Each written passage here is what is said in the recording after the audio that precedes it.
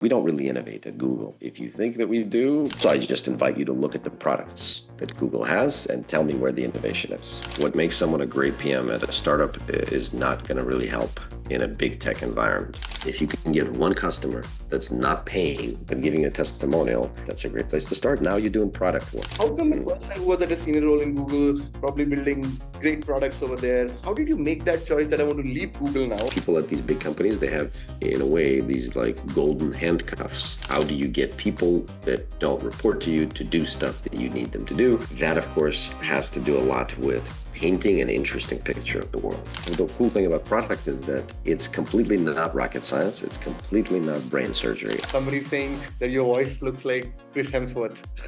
Sounds like very Thanks. Cool. Thank you. I actually am Thor on the side.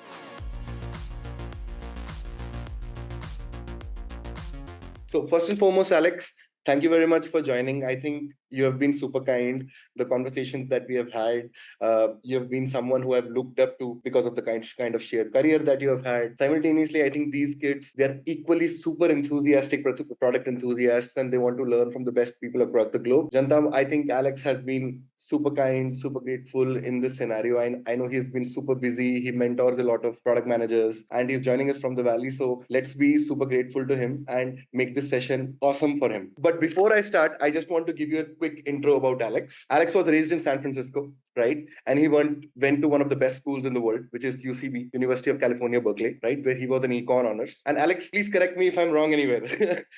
And then he started his career in offline business and consulting, eventually joining Zimad as a senior product manager in the mobile gaming space, where he built large and led teams of different kind of products, right? Then in 2018, Alex joined Google, first on the Google Play and Trust Safety team, and then Google App Ads product as a group product manager. And I think he spent considerable time over there. And since then, I think in April, he left Google to go full time into the coaching space. And Alex is as passionate. I think the passion for teaching product folks, making them better thinkers in life, I think we share that common passion. I think that is already there. And he has been helping hundreds of people from 2020 for one-on-one coaching to get into the product space, learn about product thinking, probably the entrepreneurial mindset. And once again, he's someone I deeply look up to and learn from his content. So Alex, once again, you're welcome here. All of these folks are looking forward to talking to you. I would leave the next 4 or 5 minutes to kind of do the opening vote if you want to kind of put it across. Yeah. Sure. It's a lot of stuff about me.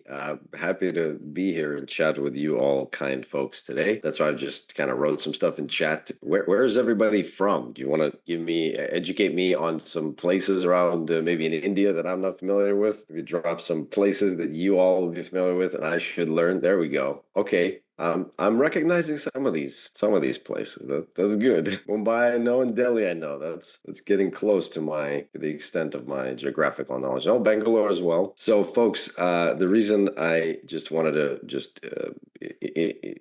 interrupt a little bit, Shravan, is just because I want to make sure we're helpful, and I am maximally helpful to you today. So if there's any questions, feel free to drop them in chat, and I'm sure Shravan will let folks ask questions as it comes up as well. So I have never been to India yet. I haven't had the opportunity. Once I had kids, it became harder and harder to make it out, but I definitely do want to visit for sure. All right. Sorry to interrupt, Shravan. That was just a little bit of an introduction. Not an issue. So Alex, the way I have kind of decided this across is for the first 30 minutes, we'll have a very candid conversation. I would want to ask you some very difficult questions, which I want kind of authentic answers on. And the remaining 30 minutes, I'll just open up for the cohort. I'll bring them in the spotlight and they'll ask one-on-one questions to you. And I think, folks, after the call, Alex is extremely accessible on LinkedIn. You can reach out to him, have a conversation with him, talk deeper about his journey at Google and other places.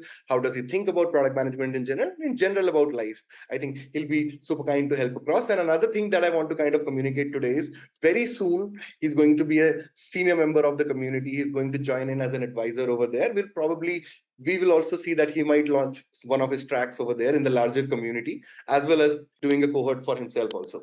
So, and another thing that I just wanted to kind of call out, just like Stefan, he will also, in the series that we're launching as Mighty Operators on the YouTube channel, the small YouTube channel that I have, this will be a video where all the links to his services, simultaneously the way he teaches, his teaching cohort will be visible over there. So Alex, we'll quickly start. So the first thing that was super interesting to me is that you have had such a diverse career. You've been a two-time entrepreneur, right? I just wanted to understand first thing that after being an entrepreneur, matlab, what led you to think that product management might be a field for me? And it is something similar to that. And probably the second question in retrospect that I want to kind of ask is that you've been an entrepreneur, you've been a product manager. What are the core pillars that you essentially saw which kind of separate an average PM or an average entrepreneur from a great entrepreneur from a principles point of view? What are the deeper principles which you have kind of seen over the long span of career that you have had? To put it in a very simple way, what makes a great PM? What makes a great PM? Yeah. Sure. Yes. I think to folks, and just so that I have a sense, where is everybody in terms of, I guess, their career journey? Is everybody pretty much entering, kind of trying to get into product management here, or folks have some experience? Give me a little bit more info. Yeah, just to set context, I think there's a varied set of folks. Some people are kind of entering into product management. Some people have 2 to 4 years of experience. There are some people who have Great. 5 to 8 years of experience also. Yeah, great. I see people are kind of writing, oh, great. That's awesome. Yeah, all kinds of experiences. So I think to everybody, like product is an interesting career because, first of all, it's very similar to just being a sort of a business owner, an entrepreneur. The reason I say business owner is just because if you run any kind of business, then you're a product manager for that business. And for me, the simplest definition of a product manager is effectively someone that is an owner of that business without necessarily being one, as in the case in a lot of the tech companies. So for a lot of people, as you probably heard, they kind of discovered that they were PMs after some time of doing some work that they thought was not product management. So that's a very common thing. And that's exactly what happened to me and exactly what happened to a lot of other folks is you're just doing what you can to make sure that the customers are happy, the business is making money, and then a couple of years, eventually you find out that that's product management. Like that's it in a nutshell for me. In terms of what makes someone a great PM, that really depends on the context. Where are you going to be working? What makes someone a great PM at a startup is not going to really help in a big tech environment. If you eventually want to work in, these top tech companies, which I certainly recommend, there's certainly a lot of benefits. The skills are completely different. So it might not be as related to just business success as you might think. Like you drop a lot of the fundamentals and you think about other things, such as just getting things done in a big company, organizational complexity, just being on top of everything becomes a lot more difficult. So for me, that question of what makes you a great PM, super dependent on context. So if you're starting out, if you're in startups, getting things done is the most important thing. Not really anything else. Technical aptitude doesn't matter. Just can you identify the next problem that needs to be solved? Can you go after it? Can you execute it, get it done? And then can you do everything that is required along the way? So if you're running your own business or you're doing a startup, you're not going to be looking for a specialist in every single thing. You're just going to be out there doing and solving the problem. If you need to build a website, you go build a website. You need to build some sort of systems into that website, you're going to integrate it somehow. Luckily, these days, everything's a lot easier. And certainly with ChatGPT, it's even more easier. And that makes a product manager theoretically even more universal. They should be able to kind of address all the startups, most of the startups' issues and problems, growing kind of stages by themselves. That's the attitude. As you go into the mid-sized company, running a team, organizing around a vision, figuring out the roadmap, building the right things at the right time for the right customer, going to market and marketing it the right way, that's going to become important. And then as you get into big tech, managing up, owning your own career, it's like it becomes a lot less about the business and a lot more about you and your own career, what you want to accomplish. So that's my overall thesis on that. We can kind of explore further. Sharon, feel free to ask more questions, and I will also read the chat if So, just to see what folks are saying. so Alex, I was very curious about kind of asking this question. And since you have been at a senior role, I think you've been a group PM at Google, and it is one of the best product dogs across the globe, widely accepted, right?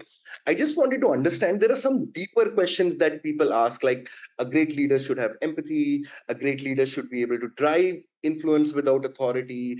And it is generally very ambiguous to say those things because people don't relate Yes. with kind of real life. It's not something actionable like a Jira ticket. You're making another ticket and you're kind of solving it across. Yes. How do you do that? How do you what have been your experiences? How do you motivate someone who's your peer, probably in design, engineering, or other places, to see the right kind of vision that you have for the product and they put their own passion and skill set into solving that problem? Yeah, a lot of stuff in there. How do you motivate people that, a concrete example, how do you get people that don't report to you to do stuff that you need them to do? That, of course, has to do a lot with painting an interesting picture of the world. It's just like, why do we do anything interesting? We play games or we participate in some, different types of activities. Like you have to make it interesting. You have to paint a picture of what the future could look like that is exciting. And hopefully it allows other people on your team to experience a sense of purpose, a sense of being useful, something that is challenging, but at the same time potentially achievable. And again, this changes completely based on where you are. If you're in a startup with just two of your buddies or something like that, that's easy. Well, later on, when you have to deal with bureaucracy, it becomes a lot more complicated. But fundamentally, it is imagining and being able to draw this picture of what the world could look like if you all get together. It could be something small and could be something large, but I think that's the big thing. Is like you're not gonna try to do some sort of shady back deals to try to get people to do what you want. No, it's always going to be positive reinforcement. So you're not going to force anyone to do something that they don't want to do. It's just all about, can you get them excited? Can you get them passionate about this thing? And the first thing, you show up, and if you're not passionate about it, no one else is going to be, which is why I recommend working on stuff that you can be interested in, even a little bit. You can channel a little bit of passion into a big scale. But if you have nothing, if you're not excited about it and you're the PM, you're not going to be able to get anybody to do anything. So that's to take one of the concrete questions.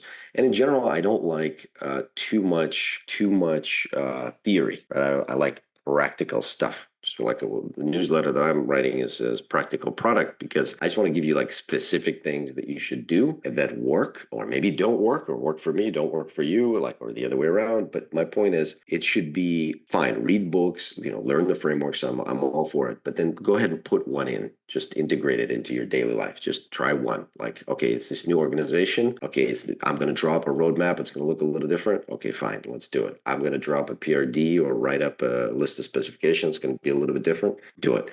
Something practical. Plan your career. Write your resume for the next. Make a plan for the next quarter. Bring people together. New process. And just specificity. So for me, it's always going to be do a thing, like do one practical specific thing, as opposed to read a ton of books on leadership without doing anything. I think one thing that I could take away in the last like 30 odd seconds you were speaking is that you said show up. Be Yeah. the force that you do things, right? I think one of the things that we've spoken consistently in the cohort is before you manage somebody else, the first thing that you have to do is manage yourself. I think that's For the sure. learning that you have. But so interestingly, I just wanted to, and it's going to be super motivational for the cohort. We want to learn your story. How did you essentially, after being a econ grad, kind of go to start your startup? And what were your learnings? Probably at that point, you saw a lot of failures. How did you motivate yourself at that juncture? So, a story of Alex behind the scenes would be lovely for everyone to hear. Sure. Alex behind the scenes. Well, first of all, I didn't really do much at college. Berkeley is a great university, but you got to take advantage of it in order for it to be a good university. And I was mainly, thinking of side businesses and like other fun things, and like playing video games, to be perfectly honest with you. And I did not take advantage of it. So I liked economics, but like I never really did anything with it. So the reason I'm saying this is that if folks are out there thinking that they need computer science, or like, oh, they didn't do much in college, or they didn't pick up whatever skills, don't worry about that too much. If you like product management, if you like business, you can get there. You can get there from anywhere. I did an offline business, a number of offline businesses. I was doing construction for a while there, and built up a good business that taught me, I think, foundations of like sales and marketing, and eventually I kind of always started. And I was lucky to be raised in the San Francisco Bay Area, so it's always tech scene is always kind of a part of the background here. And eventually, just my passion towards gaming led me to mobile gaming, and I got to experience a lot of the growth in that business. And again, through a series of, I think, the entrepreneurial skill sets and luck, was in the right place at the right time. Don't underestimate how important that is. And of course, you get luckier the more you show up, right? That's true for sure. But I've been super lucky, and I find that a lot of successful people have been lucky, and that's totally fine. You just keep on trying every day, and then you get another chance for luck. But eventually, I got a chance to build teams and build visions for some big projects, and bigger and bigger and bigger. And manage bigger budgets and learn more about the mobile ecosystem and the tech landscape. And when I was looking for kind of a next challenge after the gaming phase, I looked at a bunch of places. I looked at some more like bigger gaming companies that I wanted to explore, and I also looked at Google because foolishly I thought that I could go to Google and make a difference of some kind, like change Google Play, make it into something that I thought that could be a big platform for games. And it just happened that they had an opening on Google Play, and my experience was very relevant. And I also, all of my background in business and sales and in marketing also happened to be useful. So I wasn't doing product management that whole time, but when I put the resume together, the story that it told was of a very like multifaceted, self-starting product manager that ended up running businesses, building teams, shipping products. And so all of that together got me the interview. And at the interview, I studied very hard and I prepared for it. And I read all the books and I did all the stuff. And now I, run a channel on YouTube about this and teach people and coach people on this. So, but you basically have no chance if you don't prepare for it because the interviews are its own specific thing. And so once I got through the interviews and I performed well there, I got an offer. And from there, lots of challenges and fun and terrible things at Google.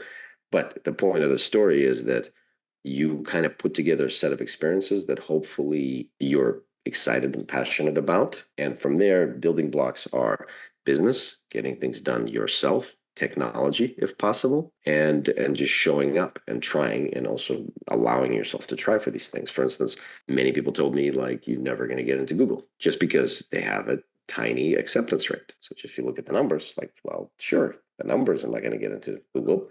But lo and behold, apparently you can. So that's the story.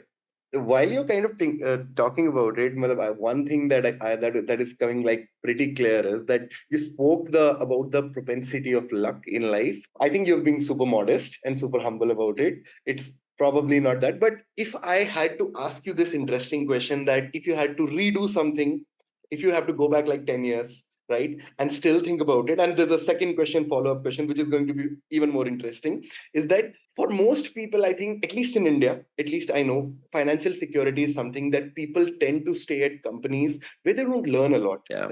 But because they are sheerly dependent on their financial, the economics works like that, that they have to continue in a company where the culture is not great, probably they're not learning much, right? How come a person who was at a senior role in Google, probably building great products over there, how did you make that choice that I want to leave Google now and kind of focus on my passion of teaching, mentoring people? Because it's a hard choice. It's not an easy choice to make, right? Yes, So the first question, that's for sure. if you had to do something different, if Alex goes back 10 years and if he has to replan his life, how would you think about it? That's one. And Oh man. the second question is that in spite of having the best place over there, probably the best kind of experiences, you still made a choice to leave Google and pursue this full time, right? How did you make that choice? Yeah.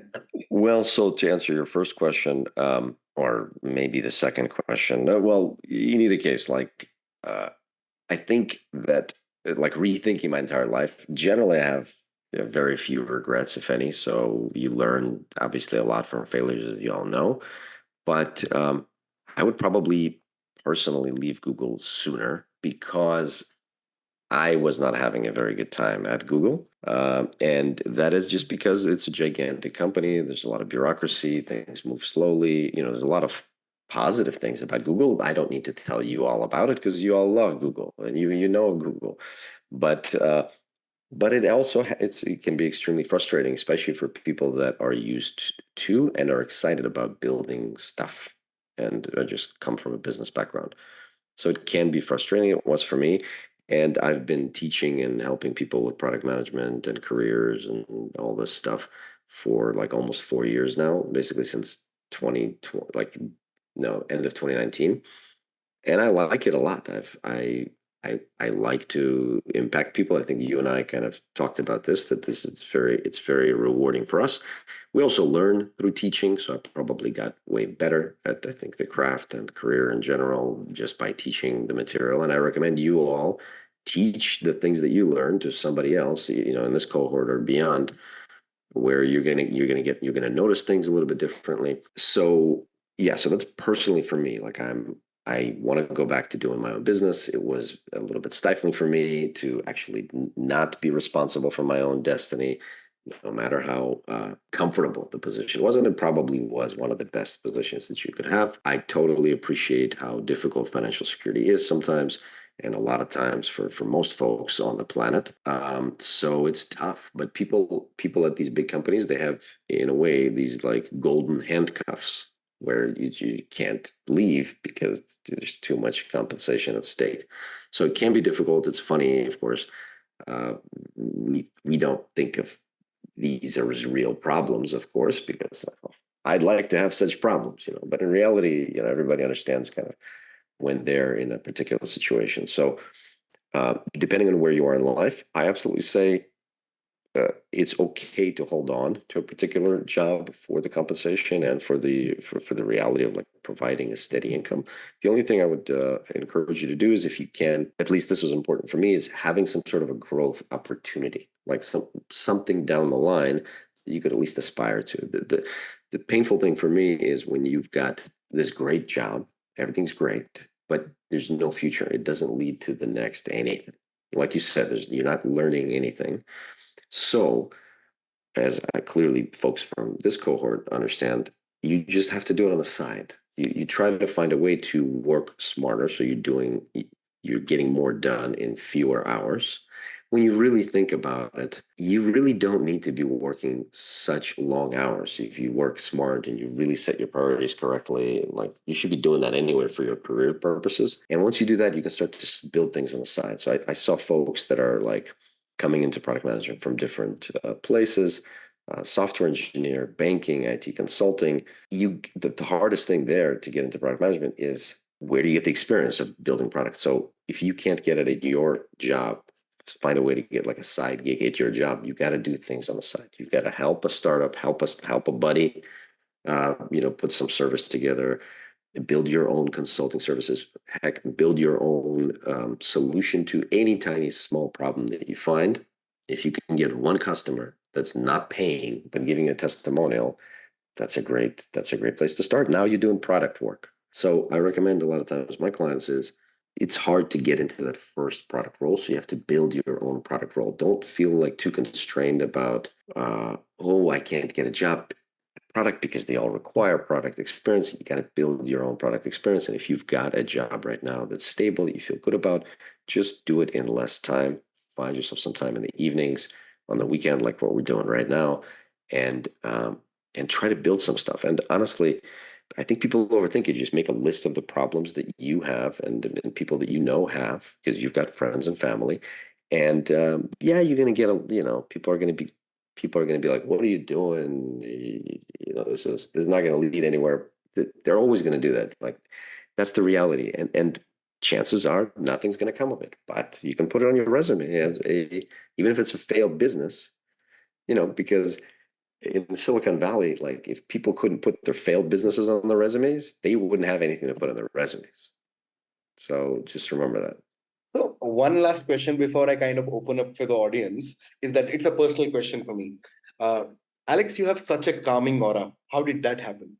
Tell me honestly, because Great. I'm like the polar opposite of you, super excited, super energetic guy. But how does that work? No, I'm only doing it like this now to balance you out, so you and I can make a great team. In reality, I'm also very like easily excited and like passionate and all that stuff. But I think it's just I probably just a lot of experience, conversations, one-on-ones, and groups of all kinds, and through kind of experience. But I hope that's a positive thing. That's a very good thing, actually. I would love to learn that from you. I honestly, that is something that the first conversation that we had, the first thing after the conversation was like, man, this guy is so cool. How do I kind of imbibe this in myself? But super You're cool. too kind. I think, Janta, please raise your hands and I will quickly ask. And Alex, there are also some mentors in the cohort. What I mean by mentors is they are senior PMs at different organizations across India, right? So they would also love to ask you questions, right? Like some good organization in India, like Myntra is there. Myntra is a startup which got acquired by Flipkart. Flipkart is a Walmart entity now. Walmart acquired Flipkart for $20 billion, right? So, Crazy. so there are Yeah. people like that. So I think there are a lot of hand raised. Let me quickly pick up. Yeah, Khyati. Hi, Alex. It's really very great to listen that you didn't, you are very transparent about yourself that no, not like sticking to Google or that brand name. I just want to do something for myself. My question is something that I like, you are not very tech person. I'm also like graduate from the architecture. So that's more like a design and designing the building. But when I get into the PM now, I have a 1 year of experience. I feel like okay, the my strong point is okay, I understand the UX very well because we design that physical entities for the on the UX purpose only. So okay, how I will deal this whole PM thing is something that okay, this is my one thing. I will strongly do that like 70-80%, and the rest is the 10-20%. So is it a good approach or should I change it? What's your thought about that? Yeah, I think we tend to put for sure mental blocks on us a lot, on ourselves. I do this all the time. Like you opened it up like, well, we're not very technical. And so you first of all, you could learn the fundamentals of all the stuff within like a couple of weeks. The fundamentals. You don't need to code anything, but like to learn the fundamental. And I encourage you to do so because you're just going to feel a little more comfortable. So you know the expression "chip off your shoulder," like you got a chip on your shoulder, meaning like you're basically like something that bothers you, like so you don't need to have that. You can easily pick up those skills. That's the first thing. The second thing is architecture background is excellent because design. That's you can really leverage that, and I think that's a very very strong way to get into product management. The third thing is that I don't like the 70-80% design and try to like be the rock star in that. So I think that that should be maybe 50%. Like you just do that well. But I think a success in product management in tech is ultimately knowing how to do a lot of this stuff. Like you pick up on all aspects of the business. So don't put a mental block on yourself to say that like, well, this is my specialty. This is not like I don't want to step outside of my comfort zone. No, just learn it. It's all this is the cool thing about product is that it's completely not rocket science. It's completely not brain surgery. I wouldn't be out here saying you can just be a brain surgeon, no problem, or a neuroscientist. No, but a product manager, yes, because fundamentally it's like psychology pieces which you can learn, marketing which comes from that, sales, just business fundamentals, economics, obviously technology, the way that it works, communication is like 50% of the whole thing, organization skills, design, of course, flows. Like there's a lot to do, and just pick a thing that you don't understand, one thing, and that'll be the thing that you invest in a little bit. You learn that and you add it to your repertoire. Now you're not an 80-20, you're 70-10, 70-10-20. You keep doing that, and eventually you're going to be known as a good universal PM that's really strong on the design side. Like, again, in terms of why, I just really want to highlight this point about not putting yourself these mental blocks. I have notes on my monitor that reminds me, like I even have one that says you help people, because sometimes like we just forget, and we're like, wait, am I delivering value or whatever, like whatever these mental blocks may be, just remind yourself that they are in fact mental blocks. And certainly if you can figure out architecture, I'm sure you can figure out the rest of the stuff in product management. Awesome. Thank Awesome. you so much, Alex. I would now want to bring Kazim Bhai. Kazim Bhai is joining us from the US. Good evening, Alex. Yeah. Hi. Thank you so much for being in the call. So I've been following your work, Akash Gupta as well, for a while. And I remember recently there was a post about you where you said to enter into this field of PM, you need to have technology as well as the growth mindset. And at the same time, you also mentioned that you can build your problem solving approach in your life, that you start looking for solutions. So generally, because I'm here right now in San Jose, I'm based here pursuing masters now, and I have worked for around 8 years in the past. So coming on to the point that, so personally I've been to Google myself, and I had I would say lunch is there because my flatmate works there. So for me, like if I have to enter into Google now, in starting, because I have built some failed businesses back in India, but right now if I have to market this only, right, target Google. So what kind of approach, when you said solution making things, right? So how do I approach the personal as well as the corporations about this approach of mine? I mean, should I go about it as the website or some HRs, CEOs as well? What kind of approach would help such people Sure. with the 4 years? Sure. So first of all, we're neighbors. That's cool. Yes. I'm in Sunnyvale. That's nice. Oh, that's very near. And second of all, I think people overthink these things.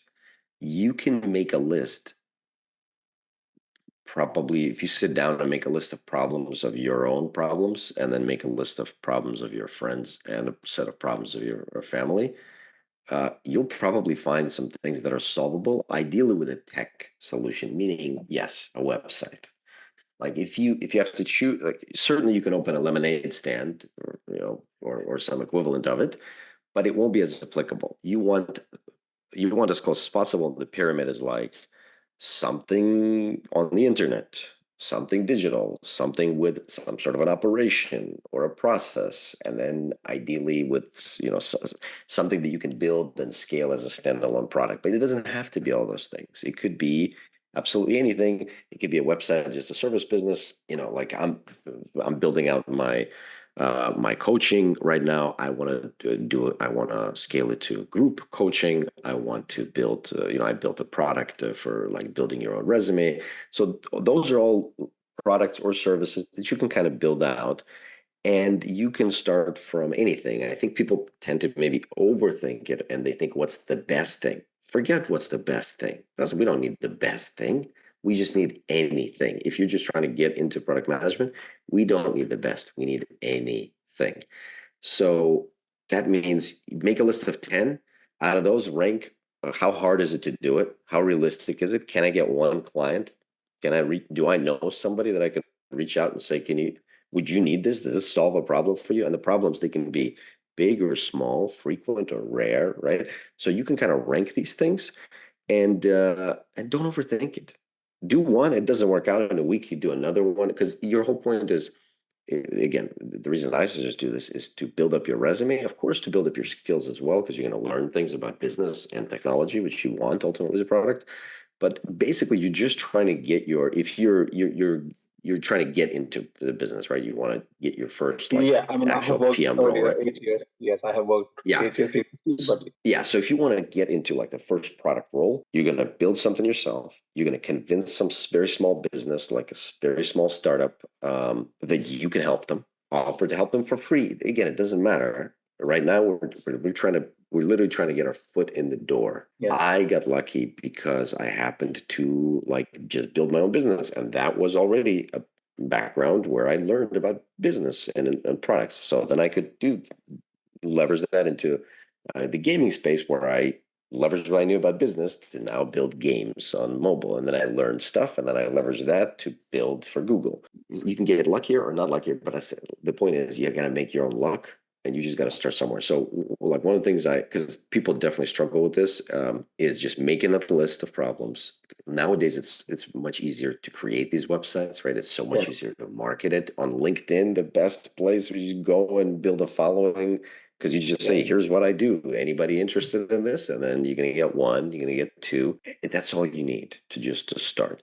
And also, because they don't take that much time, you can do this simultaneously. You can write startup owners that are usually, again, like young kids who don't really know what they're doing, and they would appreciate some help. So you're doing that on the side, you're building your own thing on the side, you're also trying to apply and like improve your resume. You're just looking for that lucky break. Thank you, Alex. Thank you for detailed answer. Of course, and we'll talk more. I saw your ping earlier as well, so I'll reach out. Awesome. Thank you. So I would now like to bring Praveen. Alex, just to set context, Praveen is a mentor in the cohort. He works for this large enterprise apparel company in India called Myntra, which is a Walmart entity now. Thanks a lot, Alex, for taking your time and for helping us with your journey and telling us what works, what doesn't work in the PM space. I think one question which I actually wanted to ask, and I feel that it's slightly underspoken, is the entire tech scape, let's say in the last 3-4 years, has evolved so much. There was Web3, there was blockchain, now there is LLMs, and I'm not sure what's going to be there in the future, which is like an unknown for me. With an ever-changing landscape, where when I try to learn and then I try to get into it, before I could finish, there is something new that comes into the market altogether. Now, I do not know whether I need to focus on it or forget about it and learn something else altogether. Now, my question is, in such a world where it's going to change even more rapidly in the future, one, how do I stay relevant? And two, how do I understand all these terminologies, or where do I use it, just to make sure that I am not outdated and I still stay relevant at my workplace and outside of it as well? Really great questions, Praveen, and also hard questions, and true as well, because that's definitely happening. I think one thing I would remind everyone here, and myself included, and yes, I do have a notepad, a note about that on my monitor, and it goes like this. It's kind of painful, but it says ignore world events. That one's a tough one because it's so hard to do. And why I mention that is because you're never going to be able to know it all. That's the point. Let LLMs know it all. We can't know it all. So when we chase the next thing, we deny ourselves the ability to go deep into one topic. And the reality is that in product management these days, I think it's progressed so far where you could be successful as a specialist in something, and you could also be successful as a generalist. So depends on what you like more. You can kind of orient yourself that way.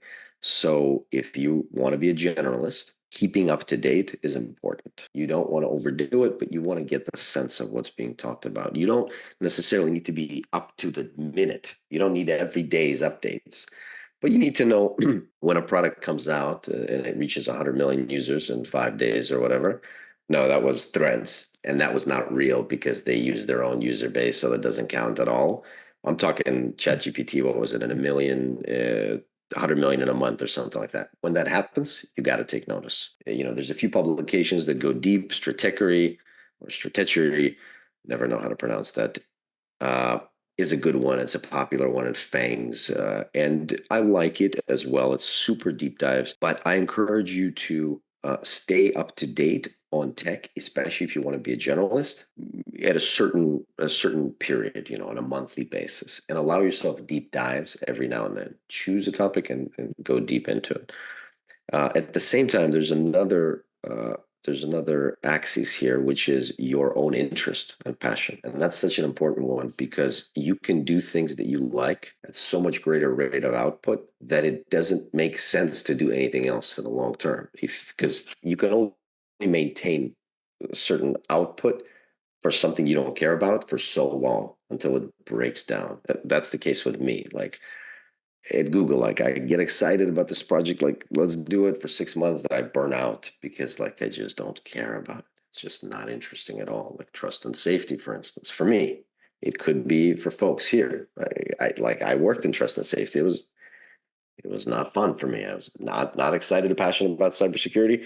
I know other folks are, and so if that is if you have an overlap of stuff that you're excited about, and it happens to be at least remotely in the new tech, that's great. So use that as another axis of figuring out where you want to dedicate your time, and don't try to do everything. Try to figure out whether you're a generalist or a specialist, and try to stay closer to your passion. Would be my 3 main piece of advice on how to deal with this thing. And then don't forget the don't get overloaded piece, like ignoring world events. That's again a little bit overview. I'm trying to write down some of these questions. You guys are asking very good questions that we can go deeper into them maybe in a future discussion. Awesome. Sure. What I would, by the way, just to set context, I think Praveen works in the fraud and fraud department of Myntra. That was perfect. Perfect then. Praveen, obviously, my point is to each their own, right? Yeah. Sure. So now I would want to bring Guna. Yeah, Guna is one of the members of the cohort. Guna. Hey, hi. Good evening, Alex. I just have a quick question. First of all, I'm really liking your energy, as Shravan was talking about, right? It's very calming, and also you're being super honest. So that's a new for me. Yeah. So I'll just quickly move on to the question. So one problem that I have been facing right now is that like I currently work in a health tech company, right? So the experience that I've had in the past 2 years is completely in the health tech domain. But since I'm very early in my career, I am planning to like switch domains. Probably I would want to try gaming or fintech for that matter. But I really want to have some like a piece of pie of everything so that I understand which industry do I like the most. But the problem that I'm facing right now is that I'm unable to make that switch because every other company out there is looking for someone, especially with to my 2 years of experience. They want someone with that background. So I just wanted to understand how, like, based on your career, right? Because you have also switched domains. How do you make Yes. yourself stand out amongst the Yeah. people who have already done that? Definitely a great question. And it's a little bit exacerbated by the current situation in the job market, where you said it right, which is like, if I'm a employer, I'm just looking for people with that background already. So it's going to be difficult for me to make a preference for a candidate that doesn't have that background. I think in different economic conditions, when there's not that many candidates, that becomes easier. So you also have to remember that, like, we are in the times that we're in. So if there's a lot of candidates, it's going to be difficult. If there's not a lot of candidates, it's going to be easier to do that. And I think, again, like, I could have gotten lucky at a certain time. So so the first thing is just to understand that there's context to these things, and it's not just about you. The second thing is that, first of all, the zero thing, P0, is I like that approach a lot. The generalist approach is like, oh, I'm going to learn about this, I'm going to learn about this. The interesting thing that happens there is, first of all, you find out what you like and you can explore that. But secondly, you can use things from different domains in other places, like the gaming thing. Like, you could use that in ads in fintech and so on. And you can just kind of pick and choose. And it makes you a more, I think, just a strong candidate, and a strong product manager can do more things. So now, in terms of what you can practically do, as always, it's going to be putting yourself into the shoes of those hiring managers and what they're looking for, and giving them something to at least give you a chance to invite you to the interview. And that something is going to be, how can you say that you can transfer the things that you've been doing in health into the domain? So it might be, we got to think a little bit deeper about what is that other domain. Maybe it's not gaming or fintech. Maybe it's something that's closer to health, where you can say, well, I learned these aspects of health, security and privacy, for instance. That one seems very adjacent to me, because health, data and privacy is extremely important to health. Health tech. So that's one, but you could explore that. And the question you're always asking yourself is, what's my story? Like, I'm trying to come into this other place that specializes in this other industry. How do I position myself? How do I actually show that the stuff that I've done is relevant? So you go and you've actually drilled down into the things that you've done, the products that you worked on, the products that you launched, the skills that you needed to use to make that happen. And then you find the overlaps.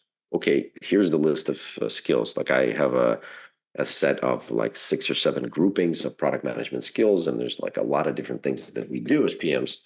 You make a list of them and you think, okay, I've done this, this, and this, and here's what they ask for in their job description. How can I tell that story? So in reality, you're going to have to, your resume will not, we need to do what we can to actually have it tell that story. And usually what I'll have people that I work with do is rephrase certain things, put it at the top, put those skills and those experiences at the top that do overlap with the thing that they're trying to hire for. And then include a little message. It's not a giant cover letter, but you include a little message that basically says, like, Here's what I need. Like here are the things that I did. Here's why I'll be a great fit. 1, 2, 3. I don't know if you can hear my kids outside yelling and trying to break in. Yeah, there they go. Yeah. Hang on a second. Let me tell them to stop that. Well, hold on. Actually, before we go, because the other thing that you can do is I just wanted to finish up here is that we can try to pick up that experience on the side. Again, whether that's doing some free consulting or helping out someone. The way that I would do it is I would say find these adjacent industries or areas that you want to go into, and then write some startup or some small companies that are operating in that space. Just write them directly. Hey, I'm a PM. Like, this is what I'm doing. I can help you with this. Here's why. 1, 2, 3. Because I've done X, Y, and Z. These things that they're going to need. That's going to take a little bit to kind of sift through, and it's one of the hardest parts. Really, it's early. Like, as you're picking up these first experiences, each one is going to be harder, but each next one is going to be easier because now you've got 2 that you can draw on, and it's going to be easier. Once you have 3 or 4, like, you can always just mix and match and find stuff that everybody needs within your entire set of experiences. So just know that that's what it's going to take, and that it's by design going to be harder right now, and by design harder because of the current market conditions. Does that make sense? Subrito, can you, and Nikhil, I'll come to you also. Awesome. Yeah. Hi, Alex. Quite inspiring and similar story. I was also working as a product manager. I was also working for like a product manager, but I didn't knew that there is a position. So my question to you is like, how much confidence is really needed to leave a place after realizing the fact that it's not meant for you? Because the most of the human seek is financial support and comfort, and Google gave you the most. So how much confidence you need to leave that place? Yeah, that's a great question. I mean, it's so hard to do it, even for people like me who's like run businesses and built business before. It's just so hard because you get into this mindset of, here I am going to work for this company, and this is what's happening, and like, these are the responsibilities I have. So it is super hard. And I want to, like, I honestly, it took me like years. And this is why, if I had to like choose a regret, it would probably be like probably staying as long as I did. But there's like regret minimization framework is one that Bezos is often credited with. Is there's like the practical aspects of it. Well, how much runway do you have? Like, how long can you live? Do you have a way of generating income? Can you do some sort of something on the side, consulting? Because startups, they sound fun in principle, but in reality, like, a lot of times they don't generate any cash flow or profit or anything, which is why, jumping ship without having this some sort of a savings to make sure that you and your family are going to be okay. Look, it's just almost prohibitively impossible. Like, it's impossible to do. So you have to do it on the side. So that's why a lot of the folks that have those responsibilities, they can't leave. They have to dedicate time in the morning, in the evening, work a little harder, a little smarter. I mean, so that you have time to dedicate to this stuff, and you build it on the side so you have the foundation. So when you do jump, you can replace it with some income, and you have a bigger runway for yourself. But I hear you. That's just, yeah, that's tough. Yeah. Ashu bhai, just to set context, Alex, Ashu is currently working as a senior PM. Hi, Alex. First of all, Alex, thanks for coming in. You are super kind, super calm, and super modest, talking straight from the heart. So, Alex, my question is, you have been a PM in the gaming industry, right, for 7 years, and you have been passionate about education as well. So, how do you marry the very necessary skills of a gaming into education so that we come up with a product that is very seamless and probably make a great PM? So do you know, Alex, what he's doing? We had a case study about building a product management game for non-product people. So he's just pushing that question to you.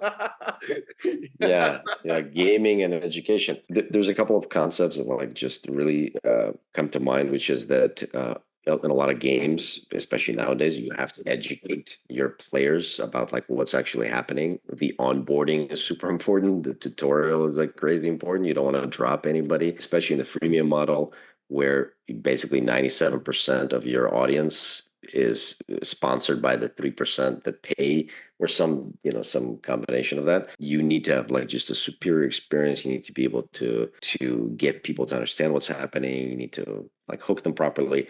The part where it heavily, I think, diverges is where in gaming you nowadays almost can't get away without doing some predatory, unsavory stuff, which I don't like doing, frankly, which is why I don't like gaming anymore, and especially in like the free to play stuff. Is like your incentives are like all wrong, where like their loss is your gain is really weird. But in education, the incentives should be right, where theoretically, like when you transfer knowledge and then they can leverage and actually use it somewhere, you should benefit as well. But you could use gamification for good, like Duolingo, for instance, where they get you to come back every day and just check in so you can learn the language. Or you can use it for not so good purposes. So yeah, those are kind of the overlaps. Otherwise, I think they do diverge quite seriously, because in education, your goals are usually long term. It's very difficult to get this short term reward, which in gaming you need in order to get you deeper in. So yeah, I think there's some gamification stuff, but beyond that, there's not a lot of similarity right offhand. Alex, you just got a compliment in the chat. Somebody's saying that your voice looks like Chris Hemsworth. Sounds like you. Very Thanks. Thank you. I actually am Thor on the side. No, I don't know. Maybe my YouTube channel. That's where I talk. Sure. So I would now want to bring Avi and then Akanksha. Over to you. Over to you then. Hi Alex, how are you? It's such Good. a Thanks, great Avi. start to the day, getting those wisdom early in the morning. Alex, I just wanted to know, like, you have had a long career from co-founding PCF to coming and founding the practical product in 2000. I think 4 years back. So over the years, I just wanted to know. Essentially, you have been in a company that is known for driving innovation. So, like, how do you drive innovation? How do you develop that innovative mindset? Because essentially, what people do is they just do competitive analysis, they copy and paste things. How do you drive innovation in a company? Yes. Okay. Good question. Great question. But we don't really innovate at Google. I don't know if you think that we do, and I'm sure that Google does great things to make people think that that's what happens, but that's not at all what happens. And also, I just invite you to look at the products that Google has and tell me where the innovation is. I'll wait. So let me just open with that. And it's a great company. They've done great things. They're great. It's great to work there to an extent, but creativity is not in the top 10 over there. It's just not going to happen. That's just not the way the company works. And it's hard unless you have systems in place to like force creativity to happen. It's not usually going to happen in a big company, just by I think the principle of the thing. The big company needs to repeat their successes. It needs something predictable. It needs something that's going to work. And so by definition, the innovator's dilemma, if you've read that book or understand the concept, it's very real and it applies to every big company. And I've seen it firsthand. But at the same time, I remember I was working, like when I was doing my own stuff, offline businesses, and for when we did doing gaming, a lot of the times competitive analysis is like the bread and butter. What is everybody else doing? What are the different features? What are the users saying? I don't want people to think that like you should not do that. The only thing is you should not get obsessed with that. Because I remember when we were launching like this really big project, it was Star Crusade. Now it's closed, but it was this cross-platform game, and we had our own concept built and everything, and then we made a relatively last-minute change because of the success of Hearthstone, the CCG, the Blizzard CCG, which it was a gigantic product, and it was really terrific. So we ended up. We couldn't ignore the signal. It's like, look how fluid and everything's there. So we reworked it, and then it took us a long time to come back to closer to our original design, which was completely our own thing. And so I kind of regret that. It had its own pluses, but the point is we all get into that mindset, and there's nothing wrong with it because we don't exist in a vacuum. We all are out there. We are all out there in the marketplace, and sometimes it's more free than others, but generally there's going to be people that are doing similar stuff, and it's a shortcut to learnings. If you use it as a shortcut to understand what their users and customers experienced and how you can actually improve it, do it. It's different from the 10x thinking. 10x thinking is you're not looking at competition so much as you are looking at those users and customers and thinking, what is the why behind the why behind the why of what the heck they're trying to accomplish in the first place? And then if I forget everything that I know about the world, what is the way with no restrictions on how I could solve their problem? Forgetting any restrictions. That's going to be your creative approach. But a lot of times that creative approach, it won't work. You need tremendous funding, you need tremendous like word of mouth, you just need a lot of stuff. So I think it's rare the situation where you can truly do this like crazy creative thing, but it's often the situation where you can look at what's happening in the marketplace, analyze customer behavior, and understand what they actually want and what the problem actually is, and then do a better job at it. As opposed to looking at what they're all doing and then copying. Oh, here's the feature set of these competitors. Time to put those features in. Like they have, look, I did a competitive analysis, like competitor 1, 2, and 3, they have 10 features. This one has 12, this one has 20. We're going to build 8. And you didn't talk about their customers or what the problems were or how they were not. Like I remember when I was building one of the first mobile games, I went and I read like 10,000 reviews. 10,000 reviews of what people said in the App Store. And of course, there was no LLM back then. That would have been easier. But I basically made just a categorization of not the features that they had, but the things that people said. And of course, we looked at like implicit behavior, or how they actually acted, not how they said, not like sort of their revealed preferences, what actually happens. And then I made based on that, I said, we should build these things, these 5 or 7 things. That makes a lot of sense. So that's still like, I think, great creativity because you evolve in the marketplace. So a little bit more of a kind of a long-winded answer, but hopefully you get the gist of what I'm trying to say. Akanksha, can we put Akanksha to spotlight Athar? So, Alex, I'm Akanksha, and my question is, so during your tenure working with Google and other companies, as also as an entrepreneur, so you would have met like people with really strong opinions, right? So could you describe of a challenging situation where working with, this cross-functional teams, you have had, those potential conflicts among the team. So how do you navigate that? Or maybe do you have a thumb rule that, okay, this is how to deal with these kind of a situation? So how do you handle those conflicts? Yes, that's a great interview question. That's a very commonly asked behavioral interview questions. Like, tell me a time that you had a conflict between organizations. Look, that's going to happen all the time. I think it's important to have some sort of a framework for addressing this. And I think there's sort of a couple of core principles. One of them is you deal with the underlying sort of definition of the problem statement or definition of the vision of the world of different people and perspectives, because sometimes people are arguing, but their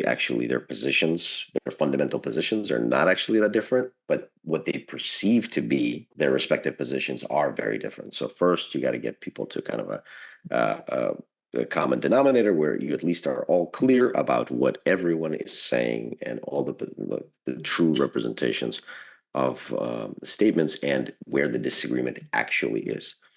And then of course, you want to leverage data as much as possible. It also depends on the context. If you're working in a smaller company, intuition might be more important, and like personal relationships and decision-making processes might be more important, sort of like the disagree and commit, where we don't all have to agree. If you're working in big tech companies, data is going to be paramount. You're going to need to, I think what was the phrase was, if we're going to be arguing, if we're going to be using opinions, then I have the best opinion, says some VP. So let's talk about who has the best data. So over there in those situations, it's just going to be about, hey, after you've made sure everybody's on the same page in terms of what is actually being discussed, super important step. You explain, you show the data, look at the data. Maybe you missed something, right? It could, you have to be open to the possibility that in fact it could be that you are wrong in this particular situation. If you are like fundamentally opposed to such an idea, then it could be that you're the problem. And I don't mean you, I mean any of us that are in this situation. So you also have to be willing to, it's not about a compromise, but it's about being able to accept the fact that you could be wrong. Like that actually took me some time to understand. I used to be very, and I think Google helps in this respect because they quickly tell you like, don't do hand wavy stuff. Your charisma is not going to help here. You just got to bring the data. You don't make intuitive claims. Just show me the data. So very quickly, I learned that whereas before I was leaning on my ability to speak, convince, sales, marketing, that doesn't work at Google or really any like really data-driven organization. You have to bring the data. And then the third component is the why, like the why of what you're doing versus the why of what this other person or group of people are saying. And you all have to make sure that your why or their why is aligned better with the company or the organization or both. Because you've got to, hopefully all of those aforementioned entities have some sort of visions or mission statements where they know their why. And then you try to match those, which one matches better, and of course, which data set better represents the reality. And also, depending on the size of the company you're working with or for, this process could take a long time or it could be very short. And then opportunity cost comes into play, where you arguing about a thing is worse than you just making any decision, even a wrong one. That becomes a really a common occurrence in big tech, where you're just arguing about 6 months over something that if it was wrong, it would have cost you less than the amount of time that you spent arguing. So that's context of what's actually happening. I would take two more questions. I would not take more, and I think the remaining questions people will ask. One, Nikhil Bhai, why don't you put yourself on? Can we put Nikhil Bhai in the spotlight? Hey, yeah. Thank you, Shravan. Hi, Alex. Thank you for sharing your journey and the learnings in the PM world. So I am Nikhil, and I have around 5+ years of experience in digital marketing, right? And now I am, as you have shared, what is needed from a different size of the company, be it a big organization or a startup. Now, if you were to start your journey from the start to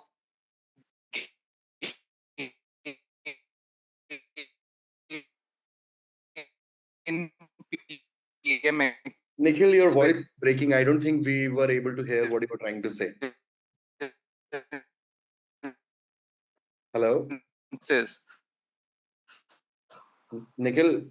I'm sorry we couldn't hear what you were saying. Alex, were you able to hear anything? Size of the best. Okay. This is one of those cases where sometimes it could be you. Just what we're talking about. So I think we're good. Yeah, Sharon, I heard Nikhil. So first of all, I'm wary anytime we talk about what's best. That's the first thing, because I'm trying to find the note. I have a lot of notes on here, but like a common mistake that I have is whenever I'm learning a new thing, I want to know the best. Like if I'm learning a new, like I want to find a template for something. It could be something like years ago, as simple as or not as simple, but as simple of a concept as a PRD. Like I'm trying to write a PRD. What's the best template for a PRD? Well, don't waste time looking for a best template. Just describe the problem that you have and then build upon it. So my first foundational thing is, and this is something I'm struggling with, and it's an ongoing journey, but like, let's not do the best off. Let's look at 3 things and then let's just choose and move on. But secondly, it also depends on what you're optimizing for. If you know where you're going and what you're trying to accomplish, that should be your guide. If you're nowadays, certainly going in as a PM into big tech is great because it unlocks a lot of opportunities and compensation. Great. But what if you're passionate about a particular space? You're trying to get yourself a career in that space, then that should be what you're optimizing for. What if you are trying to pick up just a variety of experiences to see what you like we were talking about earlier? Then that's what you should. So if that's the case, then go for a startup because that's easier than going for big tech, for instance. But if you're going for compensation, obviously try to get to big tech as soon as you can and plan all your steps in the way that what brings you closer to that goal. So yeah, that's kind of the approach that I would take. So the last Thank you. question from Levin, and then we'll close the call. Levin, please, can we bring Levin on the spotlight? I'm actually in my office right now. I'm trying to just juggle faces to you can hear me. Yeah. It's early morning here, and most people who have left is primarily because they have office now, and we two guys are super idle, so we are sitting here and trying to answer questions. But yeah, First of all, Alex, thank you so much. I mean, it's just been a pleasure to hear everything that you've been mentioning. The question that I have is specifically around game development as a domain. So now what happens is when a product manager is developing a game, essentially the idea is that you have to hook up the user so that they are retained on the platform and they're able to play it in the right sense. But if you look at it from a consumer's perspective, there could also be a scenario wherein the user is getting addicted to the product that is built. Okay, now that could have some sort of negative consequences for the user in a way. As a product manager, how do you draw a thin line by ensuring that yes, you're trying to retain the user, but at the same time ensuring that it doesn't have negative consequences for him or her when they use. I hope you got the question. Yeah, no, great question. For me, the answer is that in gaming, in reality, you're not really ever optimizing for user well-being. It's kind of a predatory industry, to be perfectly honest with you. And look, there's nothing wrong with it. I did it for years, but and I don't mean there's nothing wrong with it. There's plenty wrong with it. But I'm saying you could find things wrong with any industry if you did like long enough. So if you're even thinking about the user well-being, then you're already ahead of the curve. The way is going to be challenging to do it. One way that I would position it to a company is that if you optimize for user well-being, you're optimizing for LTV long term. If you want, like Lego, for instance, Lego, when they think about their products, they optimize them such that their customers' children and grandchildren will play with Lego. So that's their long time horizon. So that's why they optimize for the user experience, and the users end up, being, obviously their well-being is taken care of. So gaming, if you can position your product to be such that you're trying to balance for the maximum LTV from a user, and that takes as a function, as an input function, their well-being over time. So then you're trying to say, okay, yes, maybe we should not have them play, or be in the game for 6 hours a day. That's not healthy, because not just because it's not healthy, but also because they're not gonna make it. They're gonna burn out, and we're gonna lose a player for life. Awesome. So guys, we are at the end of the call. What I would definitely recommend before we do anything else is please open your video. I want a quick photo, and I want one thing to do. Whatever you learned from today's session, write a LinkedIn post. Please tag Alex. Please, let's increase his followers by 5,000 today only. Just by the sheer fact that I should at least get like 20, 25 posts. But Alex, we'll say on 3, we'll do a cheese. Awesome. 1, 2, 3. Cheese. Amazing. Awesome. So first and foremost, Alex, what I would also say is that I am super grateful personally that you took out the time. And once again, great karma to you. And I hope, and My pleasure. We'll put this video on YouTube as well as in the larger community. I want this engagement to continue. And I think people will learn greatly from your experiences. All of these kids are super inspired. And I think this is something that I'm super, super blessed to have such a friend like you. Thank you very much once again for doing this. Thanks, Shravan. Thanks, folks, for joining us. I had a great time. Thanks, Alex. Awesome.